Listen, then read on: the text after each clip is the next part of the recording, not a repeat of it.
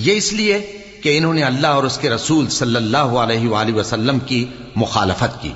اور جو شخص اللہ کی مخالفت کرے تو اللہ اسے سخت عذاب دینے والا ہے۔ مومنوں، کھجور کے جو درخت تم نے کاٹ ڈالے یا ان کو ان کی جڑوں پر کھڑا رہنے دیا، سو یہ اللہ کے حکم سے تھا، اور اس سے مقصود یہ تھا کہ وہ نافرمانوں کو رسوا کرے۔ اور اے مسلمانوں، جو مال اللہ نے اپنے پیغمبر کو ان لوگوں سے جنگ کے بغیر دلوایا ہے، اس میں تمہارا کچھ حق نہیں، کیونکہ اس کے لیے نہ تم نے گھوڑے دوڑائے نہ اونٹ، لیکن اللہ اپنے پیغمبروں کو جن پر چاہتا ہے غالب کر دیتا ہے،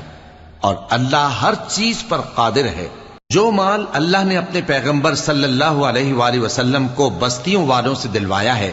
وہ اللہ کے اور پیغمبر کے اور پیغمبر کے قرابت والوں کے اور یتیموں کے اور حاجت مندوں کے اور مسافروں کے لیے ہے، تاکہ جو لوگ تم میں دولت مند ہیں انہی کے ہاتھوں میں نہ گردش